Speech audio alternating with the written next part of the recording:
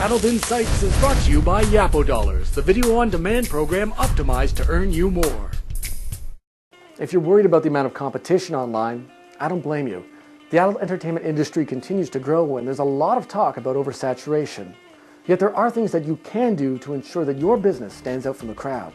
The funny thing is, for all the talk about saturation, there is probably more opportunity today than there's ever been for people that come in and actually write and act upon some form of business plan.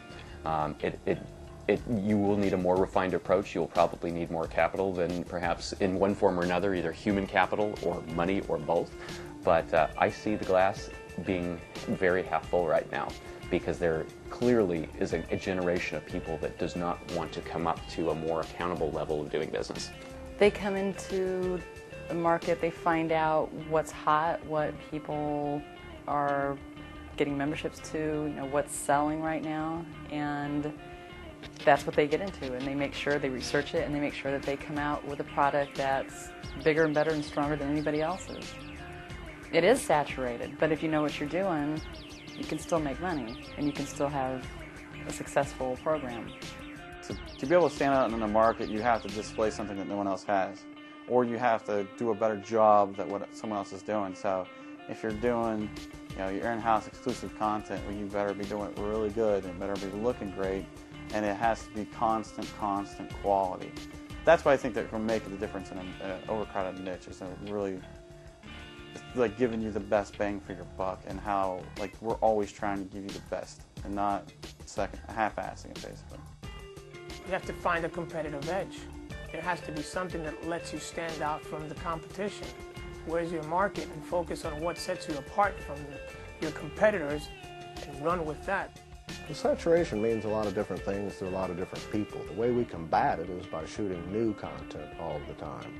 Porn is very much about seeing the next piece. That's why we don't worry a whole lot about stuff getting out on peer-to-peer networks and things like that, because the consumer will watch it, then they want to see more, and we want them to see more too. Conferences are a chance to connect with business partners and an opportunity to craft some lasting memories. Here are some moments that have really stood out in the minds of those that have been lucky enough to attend. Oddly enough, it's a conference that I don't remember. I was down in Vegas, and my boss handed me, this was a couple years back, I don't do this anymore, my boss handed me a bag of weed. It was about the size of a softball. And at the time, a friend of mine, Colin, we worked together and we stayed in the room and we rolled this stuff up. And for the whole weekend we were smoking up. And we were watching TV and just pissing ourselves laughing. I went down, I had interviews with Ron Stewart and interviews like this, and people that I've met, I still don't remember. And I still have people talking about, oh, it was great meeting you that time. It was like that. And I was like, I don't know who the fuck you are. The Wegcash party in Phoenix when I brought the toilet seats. It could have gone either way. People could have looked at me and thought I was a complete asshole with a toilet seat on my head. Thankfully, everybody else put the toilet seats on their heads and we looked like big assholes together. That's a good question. They kind of all blur together after a while. But I would say Phoenix for them, just for the amount of new people and new faces that I hadn't met. Sometimes you see the same people at every show, but Phoenix, not so much. Honestly, just back to actually Florida, just sitting by the pool, making contacts, and being able to relax and know that I've got business when I go home. That's the best feeling for me. Actually, horrible and great all rolled into one. YP last year, September, my H2 was stolen from the show, from Ensenada, Mexico. Okay?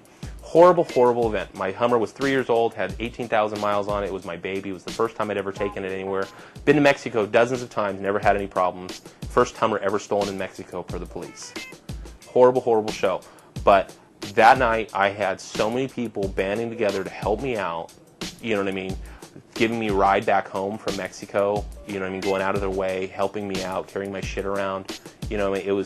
That to me was a perfect example of how people can really band together and how close-knit this industry can be when necessary. And it's a great marketing tool. We sponsored the heck out of that show, and all people remember is my Hummer getting stolen. It's hilarious.